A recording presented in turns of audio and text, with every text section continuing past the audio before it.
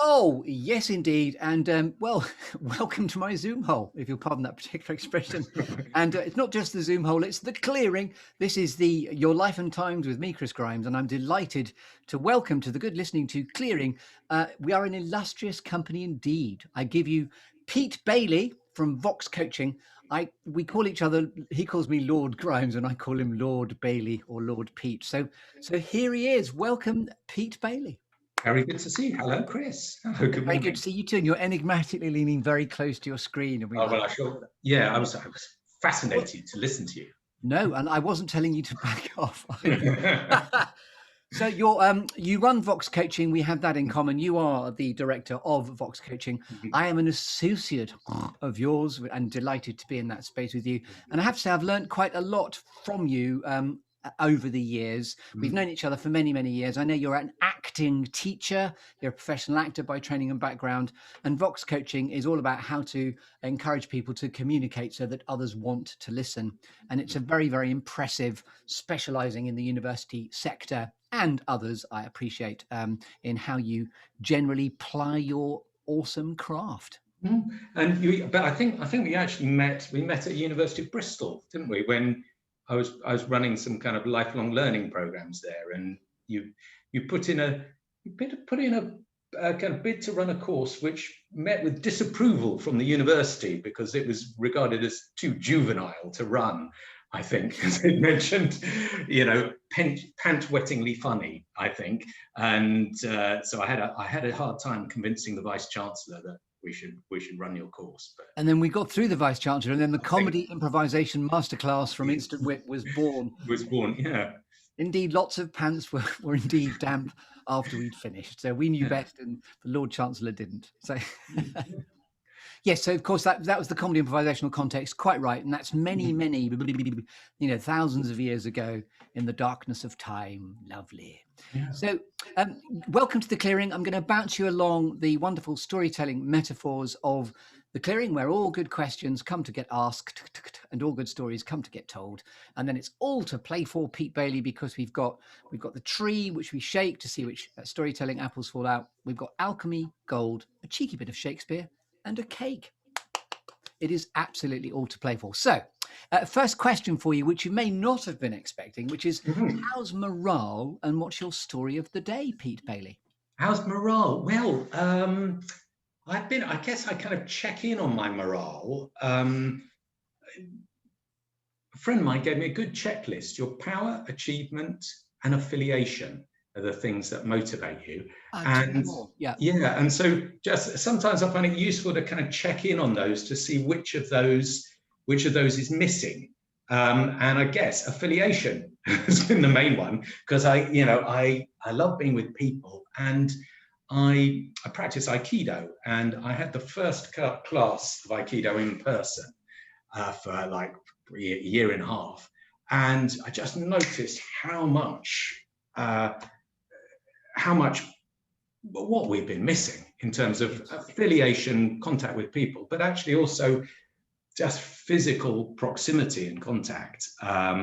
So I'm really glad I've been, out to a few campsites, and it's been very good to actually kind of get back in contact with human beings, I think. So that's been the main morale booster. And I've heard psychologists couch it of the fact we've been starved of what are called third place encounters, which links to your affiliation.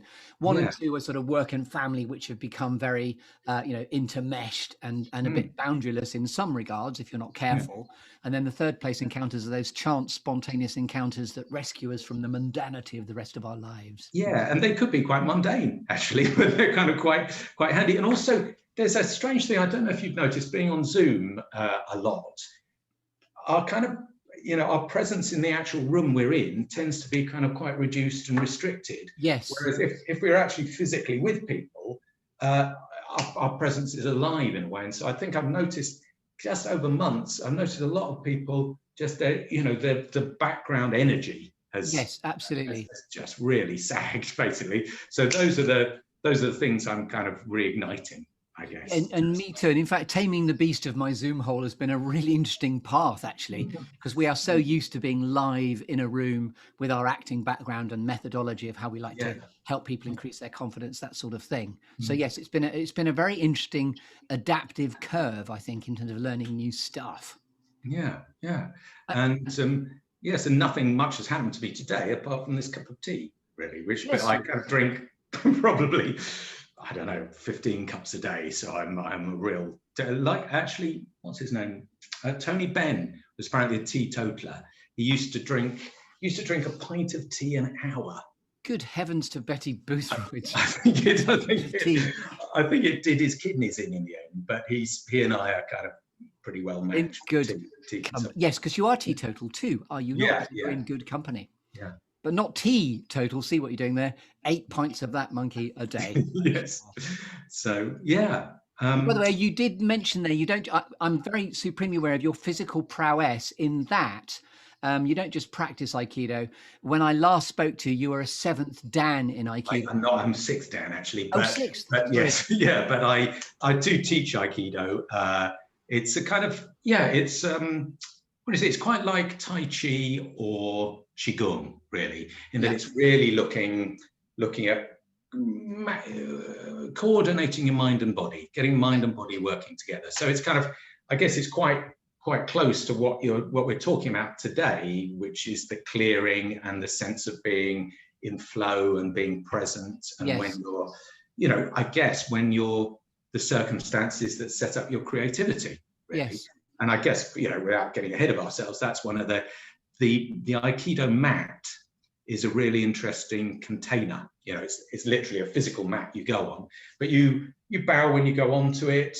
There's various etiquette because it's a Japanese art. There's quite a lot of etiquette around it, and that creates a little container in which you have kind of conventions of practice together, and it's like if you like, and it's an experimental area where you can study things. And so that, I guess that's kind of one of my clearings, really, is an Aikido mat, because it's this sense of a contained space in which you can clear out a lot of unwanted things and focus and pay attention, really.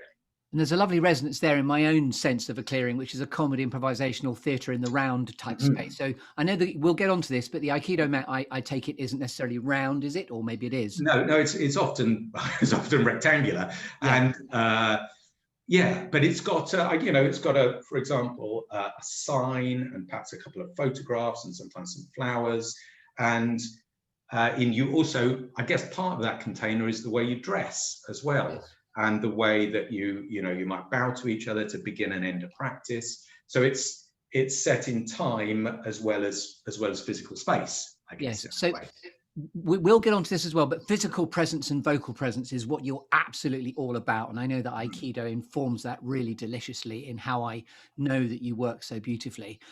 So can you just recap those 3 motivational checklists you said? Yeah, they're power. So that doesn't necessarily mean being in charge of, being emperor of the universe. But maybe at work, you've got control over a budget, or you get to decide things. The sense of achievement,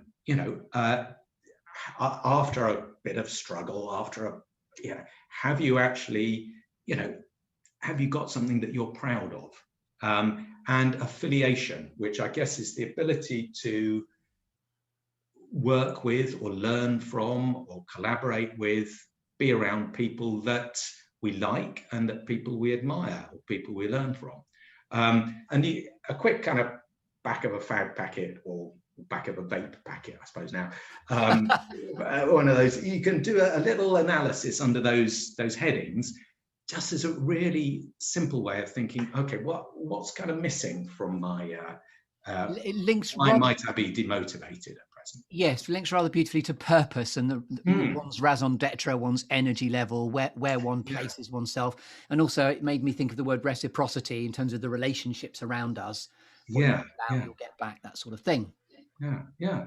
So deliciously then, that brings us to a wonderful entry point to bring you into what you may have inferred already might be your clearing. But as we've said, I'm going to take you through the normal storytelling metaphors of your life and times here in the clearing with Pete Bailie. So let's get there. What is a clearing like for you? Where do you go? Yeah, I mean, I had a lot of associations with this and thoughts. And I looked up, I don't know if you know, there's a play called The Clearing by Helen Edmondson. It was, I think it's early 90s, probably. And like most writers, they're very, she thinks about her words, and particularly about the title. And it's set in the amazing interregnum, when we were between Charleses. It does seem extraordinary that they chose to name a future King of Britain Charles after the last two, but but it's about Cromwell's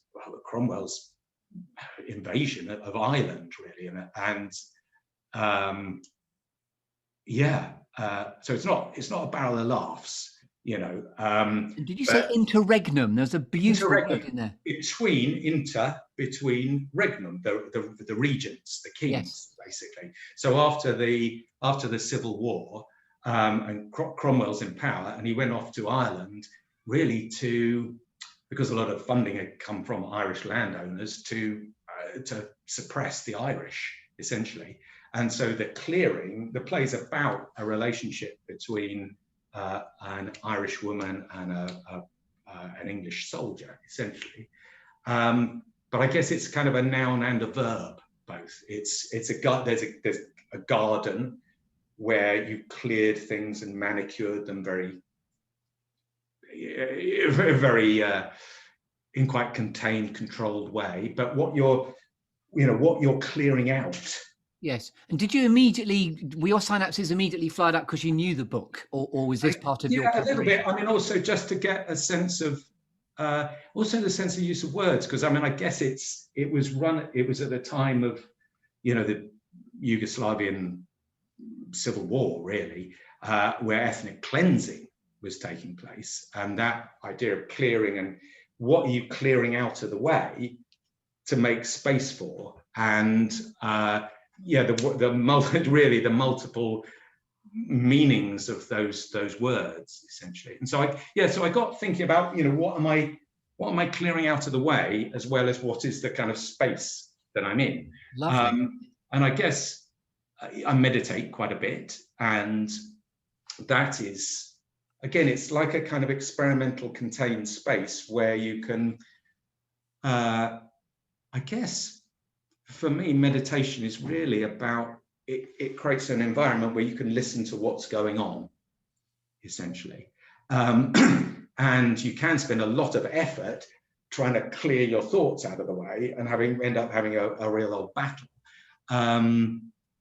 Whereas I think at its best, you kind of notice the nature of your attention, and you notice the nature of, you kind of actually are listening to what's arising, really, whether that's feelings or thoughts or whatever. So, and historically, I know if I can't find you for a bit, it's because you've gone off on a silent retreat. You're not literally going AWOL, but you do like to go on silent meditative retreats. Yeah, which sound, I am quite into austerity once in a while, but they're kind of, so it's a mixture of the austere and the very pleasurable, actually. Because although you're kind of eating vegetarian soup and completely silent and not making eye contact and sitting, for a week without saying anything, that has a kind of pleasure to it, because it's a space and a time entirely for you. Yes. Really.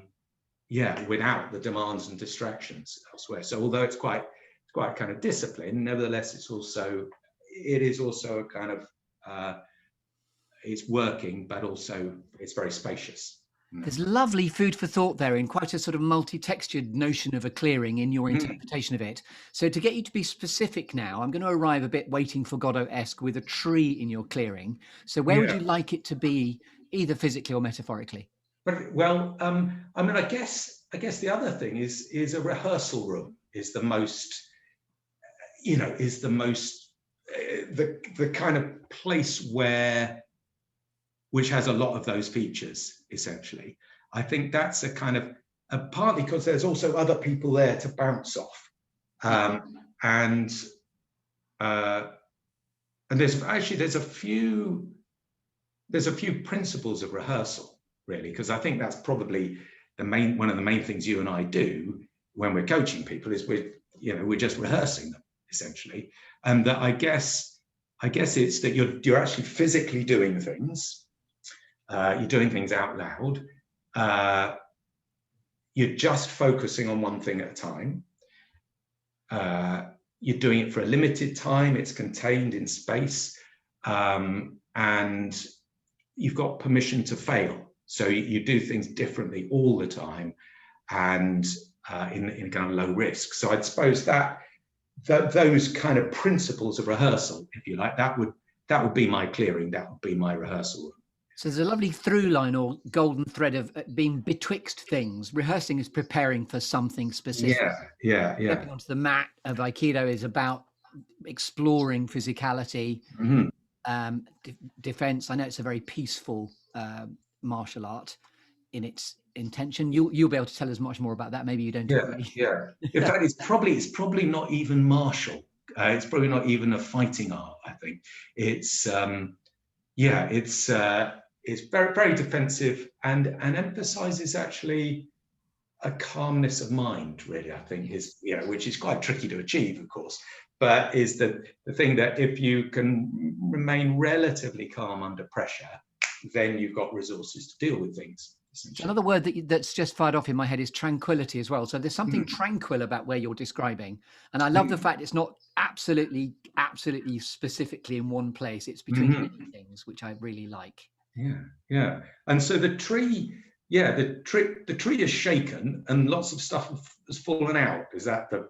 Well, the idea is I arrive with a tree, and then the metaphor is that I'm going to shake your tree to see which storytelling apples fall out, as in, how do you like them apples? Yes. And this is where the construct of the second bit of your preparation was the 5, 4, 3, 2, 1 exercise, where you're about to go on the open road, lovely Pete Bailie, to talk about 4 things that have shaped you, 3 things that inspire you, 2 things that never fail to grab your attention, borrowed from the film Up. That's a bit, squirrels, what never fails to grab your attention, whatever else is going on for you.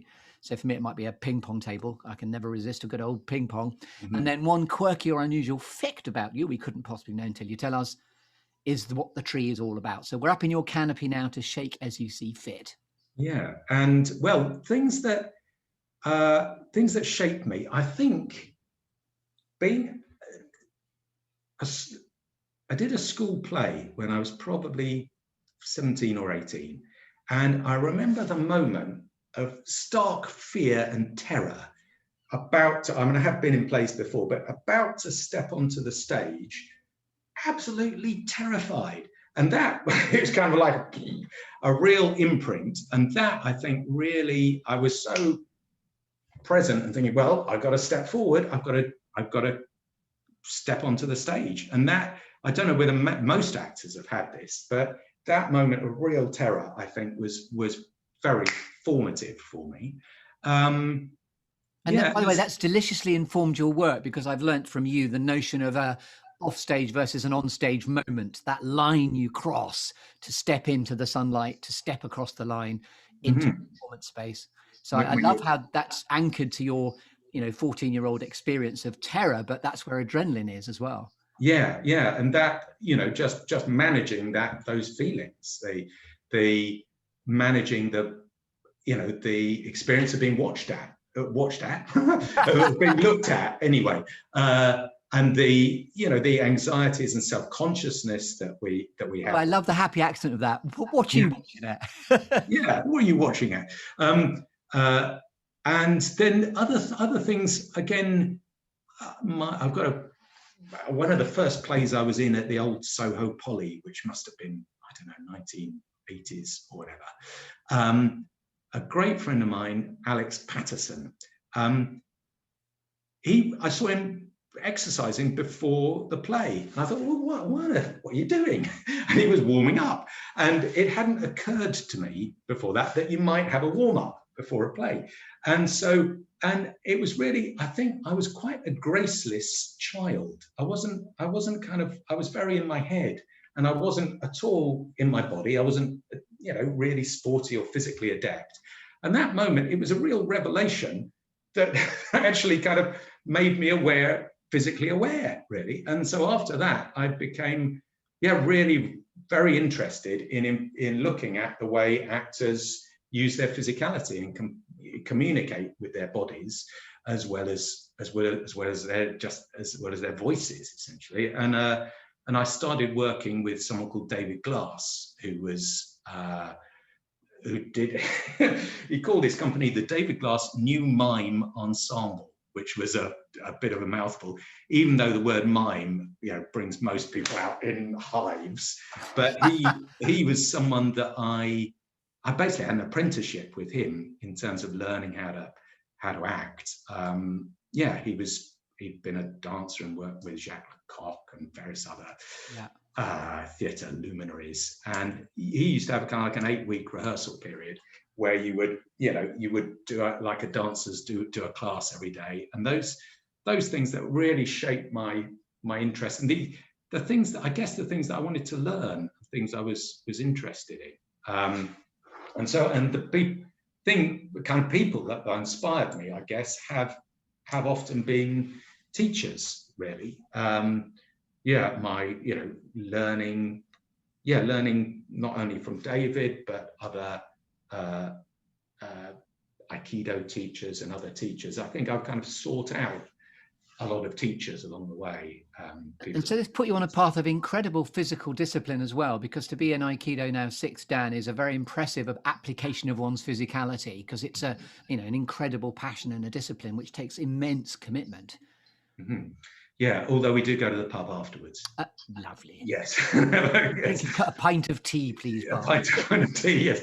Or maybe a lime and soda or something, yeah. Most Aikidoists like a pint, and often, there's a good deal of conviviality to it, which is very important as well, I think, to have a... And I wasn't implying austerity, by the way. I was just implying a sort of the discipline and the acumen of the physical application. No, there is all that. And then there's also, because there's the space of the mat, but then there's also the space of the pub afterwards, where you can actually, rather than as well as the very formal relationship on the mat, the kind of informal space to chat accessibly on, in the pub is those two clearings. Probably I love the riff on clearing. There are many airlocks of different ways of socializing, which are very important. Because they, I guess those different social conventions and rules that I guess actors are replaying and showing. Yes, writers are showing to people, basically. And things that grab my attention. Have you hurried through all the things because you're going quite fast now? Oh yes, sorry. So have we completed the things that have shaped you, and then we get on to things that I think they probably. I mean, there's big things like growing up a Catholic. And what else? I think that's probably most of the things without having an 8-hour podcast. Yes. And with the Catholicism, and now you've gone towards the Aikido philosophy of the East. Have you retained your Catholicism in amongst all of that? Yeah, I mean, I guess it was quite odd growing up as a Catholic in the kind of 70s, because there was a lot going on in Ireland, which, and so, and everyone at my school would be a Byrne or a Doyle or whatever. They'd be a 2nd generation Irish, essentially, or 3rd generation. And so, it was it kind of, I guess I feel I've got a lot of affinity with people from Jewish backgrounds, because there was this kind of strange, slightly separateness that you had, that you were, there was a kind of slight separateness from what kind of felt to be mainstream Englishness. Yes. Yeah, and you've got interested in and intrigued by lots of different elements of experience. I'm hearing, because obviously it's a very rich tapestry of different things that grabbed your attention and then became very, very formative for you. Yeah, and I think, and I guess I've kind of always followed my nose, really. I've always kind of done the thing that most interested me, which, when people leave university, they think, oh, I better get a career, I better get this and that and the other. And when I left university, I had no idea whatsoever what I wanted to do. I kind of toppled into doing some plays, and then, you know, someone who was a professional actor said, oh, you could do this professionally, you know. And it just, I don't know how naive I was. It hadn't even occurred to me. I've basically been working as a gardener, and, you know, just kind of, yeah. And so following your nose towards the posy of, oh, that smells nice, I'll go over there. Squirrels. And I think there might have been a lot more liberty then to allowed ourselves permission to actually kind of follow your nose, and rather than feeling one had to follow a really strong career. And I'm very, very glad that I guess I took the opportunity to follow my instincts and it sounds very purposeful. It's not like you were just rudderless and meandering around. There was a sense of following your nose towards something purposeful. Some stuff that interested me, really. And you know the expression "follow your bliss." It's not just sort of la la la, follow your bliss. It's got something quite pragmatic to it as well, is what I mean. Yeah. It's not necessarily comfortable, but it's following the stuff that seems most demanding in some ways. Yeah. And although we're beautifully, I suppose, melding certain attributes of the storytelling metaphors together. So do you want to say anything specific about things that have inspired you beyond what you've said already? Yeah, no, I think those, it's really been people, I think. I mean, what else do I love? I love comedy. I love listening to comedy, and particularly, you know, I don't watch telly at all. My telly hasn't been on for probably 9 or 10 years, I think. Did you know there was a pandemic going on? I'd heard on the radio, on the wireless. But I watch, so I listen to particularly things like, do you know, Fags, Mags and Bags? Write that down. That's a second one. I highly recommend him. It's a kind of Glaswegian corner shop, basically. I just, you know, so that's my addiction and I love that. Fags, Mags and Bags. Yes. Fags, Mags, Bags. Yeah. It's really, it creates a delightful little world. So particularly radio comedy, I think, inspires me. And where do we find Fags, Mags and Bags? Is that a podcast, or is that I think you'd find it on BBC Sounds. Okay. I would suggest. Yeah. I mean, that's the highlight, but I kind of... Someday I hope I'll find myself there as well. Just kidding. Yes. But am I? And so those are my kind of inspirations, really. And the things that I guess I find I'm easily distracted. So in terms of things that grab my attention, I guess, you know, the meditation is really a lot of it is looking at the ways in which we pay attention and the types of concentration as well, so that there's a kind of maths exam kind of concentration that you're going, which is really not productive, but I think is the kind of quite tense or anxious concentration that we slip into. And whereas actually, if you can have a concentration where your awareness is, your awareness is sitting on something consistently. Yes. And it's focused not in a narrow way, but it's actually, it's that quality of focus, which I think phones and all the email demands that have, it's just a constant bombardment. I mean, it's a big cliche, isn't it? But that is a real enemy, I think, of our attention. Presence. Monsters of distraction is how I've heard that couch, just constant monsters of distraction, which suck us into a vortex. And so I think I kind of, I noticed myself during the working day really trying to manage my attention, my distraction in that way. Good things that would grab me. I guess if a new curry house has opened in Bristol, I'll be there. Oh, allow me to accompany you. Yes. Yeah, well, I think I've probably done a review of virtually every curry house in Bristol. Yes, I like in Southwood we go to Ali's Tikka Grill, and that's lovely. Well, I haven't been there actually. Nice. Yeah, well, I should. Well, that's a date. I'm not. Just be clear, I'm not sponsored by Ali's Tikka Grill. No, but you should go. You should go. Perhaps they'll give you a free meal next time. And I guess also things that grab my. If I'm coaching someone, or if I'm running a course, when someone describes their experience, I think in that when they kind of really get into thinking and describing their experience, when they're investigating it, that is when I guess my antennae switch on, which is a bit different from someone, because you're talking about kind of telling stories.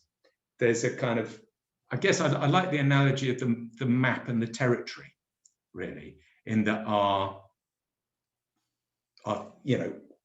we've got the actual territory of our feelings and our experience in this way, and then we've got our stories, our map that kind of describes what's going on. Yeah. And I think that map, although stories are very compelling, they can be really deceptive, and we can kind of get wrapped up in the stories thinking that they're the actual territory. And so I guess those moments. There's a lovely resonance there in that being another clearing of itself. When you're coaching someone and helping them work out their map and their methodology, you're helping them find their own clearing so they can work this stuff out. Yeah, that's it. And so I guess it's those moments, particularly when you notice someone, you notice that not necessarily something's clicked with them, but you notice that they're actually investigating what they're thinking about rather than just trotting out the way that they usually describe their experience. Yeah, they're getting inquisitive with their own experience rather than just broadcasting and sort of just broadcasting it. They're feeling it and sensing it. And so there's that kind of so that's, I guess that's a kind of clearing of their own, where they're kind of actually they're actually looking at things, really. And can I just find out one quirky or unusual fact about you before we move away from the tree? So I'm just going to shake the final apple out. What's a quirky or unusual fact about you, Pete Bailie, we couldn't possibly know until you tell us at this moment? Well, I think in my secret youth, I played chess for Surrey Juniors, which is not, I wasn't a great chess player, but that's what I did. And I think it's probably, in terms of things that have shaped me, that's probably another thing that has shaped me, because it really, for quite a few years, I would sit with a chessboard and go to chess competitions and play a lot of chess. And it's a very, particular way of thinking. And, it's quite competitive, very, very. I love the fact that a chessboard of it. I'm just loving the riff on the clearing. Chessboard is another clearing, and the Bailie Gambit, like the Queen's Gambit. The Queen's Gambit is one of the best series I saw of the book over the pandemic period, actually, on Netflix. Yeah, and it wasn't. And that was probably the heyday of my chess playing career. It was probably about that time, and as you know, the gender balance in chess is not an even one, and it struck me when I was kind of 12 or 13. That I wasn't going to meet any girls playing chess. Lots of bishops and rooks. And and all the men there were perhaps not very well dressed and slightly in their own world. And so, although it fascinated me, I gave up. When I hit adolescence, I gave up. But that was it kind of certainly it kind of, and I still do. I kind of still do enjoy doing puzzles and stuff. Actually is another type of clearing, to actually be able to switch off from having to do anything meaningful. It's good to get your brain engaged in a puzzle, but without kind of having to work. I love backgammon because it's not as complicated as chess. And I love tennis for the same sense of arm's length, twonking something that's very, very involved in getting good at it, better at it, and ping pong similarly. But it's not cerebral. It's arm with my hands. And it's backgammon is a brilliant game, isn't it? Because it's like chess. The problem with chess is that if there's a difference in standard, it really shows. With backgammon, anyone can have a throw with the dice, dear. There's a bit of a throw of the dice. And it's kind of also, it kind of goes well with mint tea and coffee and conversation and now, it's my job to curate the conversation, as you know, and get a lick on. You've been wonderfully helping me pace it beautifully. Now we're going to move away from the tree now and talk about alchemy and gold. So when you're at purpose and in flow, Pete Bailie, what is it you most like revealing to the world? I also call this the diamonds beneath your feet. So how do you like to interpret that? I found the idea of alchemy really interesting to think of what that, and I love the play The Alchemist. I mean, I'm a great fan of, which was written during plague, of course, well, set during the plague, basically. They as you know, is that Ben Jonson or Marlowe? It's Ben Jonson. I thought it was kind of, yeah, he's I kind of think he's much underrated, really. And he's quite, because he's very contemporary, you know, he's using often the language of the time. It's he's kind of, Shakespeare is a bit more rounded, a bit more romantic, whereas he's a bit dirtier, and he's dealing, you know, he's dealing with the con men and the prostitutes and the underworld of Jacobean Elizabethan England, basically. Yeah, and that's. Well, I love Volpone similarly for different reasons, because the first line of good morning to the day, next my gold. Next my gold. Comes into alchemy as well. Yeah. So, sorry, I've got to manage this within about 3 or 4 minutes. It's all going really well, and that's my job, not yours. So alchemy gold. Yeah. So I'd say, I guess the kind of transformation that happens.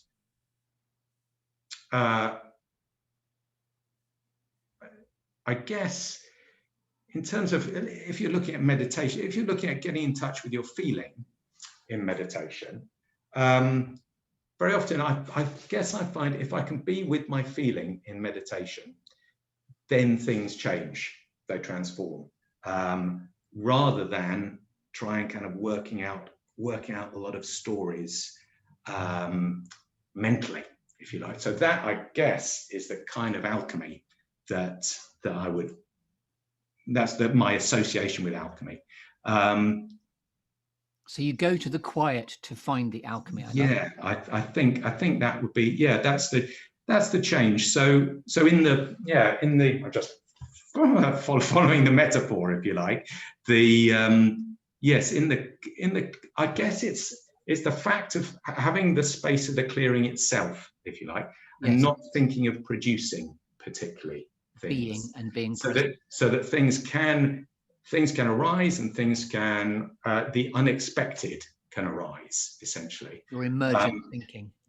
So rather than actually working, I think, you know, there's a real place for targeted or structured productivity and attention, but I guess it's also being able to create space where you're not, you don't have a deadline, you don't have a structure particularly, and actually it's the unexpected things that arise, really. Lovely. Rather than by the way, I've loved your reincorporation of the riffing on the clearing. Has become a really lovely, delicious, if I may, recurring theme through this conversation. We keep returning. Twang back into the clearing. I love that.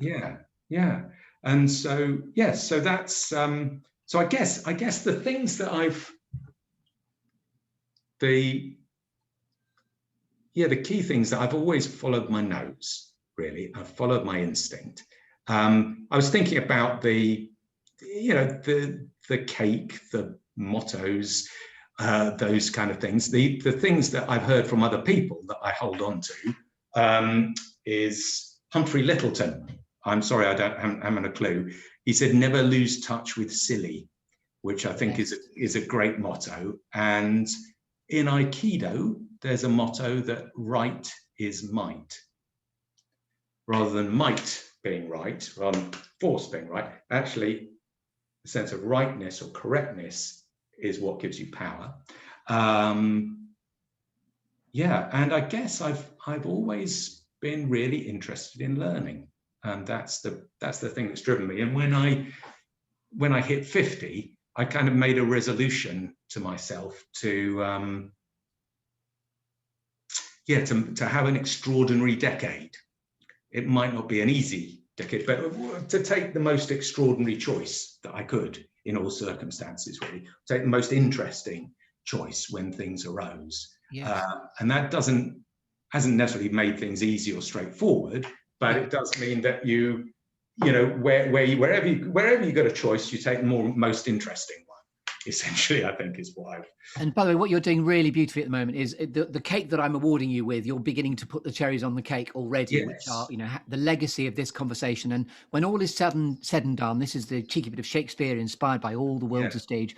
How would you most like to be remembered, Pete Bailie? Yes, well, I mean, I think things like legacies are probably for prime ministers, really, rather than.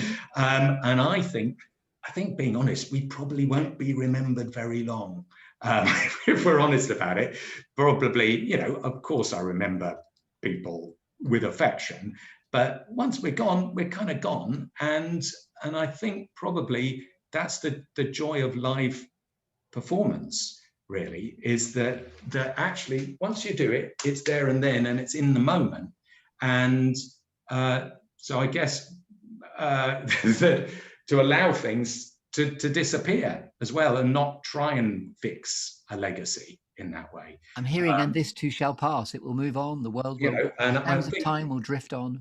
Yeah, the joy of doing, because I never really, I didn't really do much film or TV or screen work as an actor, and stuff happening now in the moment on stage, there and then once, I think was that's when things are happening. And if we try and fix them and make them safe and nail them down, then they, often that comes from a kind of anxiety, if you like. I agree. Yeah. And resonates beautifully with my love and joy of spontaneity and all things comedy improvisation as well. It's very immediate. It's now, and it's gone. It's gone. Yeah. As has our podcast, probably, I guess. Yes, we're coming up to a lovely. So where can we find out more about the lovely Pete Bailie and VOX Coaching on the interweb, please? Yeah, well, it's just to say I've got an unusual spelling of Bailey. So when you're naming your children, think carefully about the spelling of things, because I guess there's a whole lot of people who every single day they spell their name out to people. So it's Bailie, and probably the only place I'm not really on social media or any of that stuff, apart from LinkedIn. But VOX Coaching is where I am. That's where I work, and that's where to find me. So it's a joy to discover you and rediscover you there. And I look forward to continuing to working with you throughout the history of time until the sand blows us all away and no one will remember anything. Marvelous. Lovely. So Pete Bailie, thank you so much. Is there anything else you'd like to say, as this is your moment in the sunshine here in your Life and Times with me, Chris Grimes? It's just been a pleasure to see you, as always. And enjoy emerging from the pandemic, I guess. You too, which will be another clearing, which has changed from the one before. Yes, love that. So you've been listening to Your Life and Times with me, Chris Grimes. This has been the lovely Pete Bailie from VOX Coaching, a wise, enigmatic and impressive human being indeed. So thanks, Pete. You've been an absolute joy, and I will see you soon for a curry, please. Cheers. See you then. You meant at least Tika Grill give me a free curry, not you, but maybe. Yes. I'll just try and get you to say on the podcast, I'm buying the curry. Chris. I will buy you a curry. Yes, thank you. I'm an actor, dear. I like a free meal. So thank you very much indeed. Join us next week for more stories in the Good Listening To clearing. Thank you very much indeed, and good night.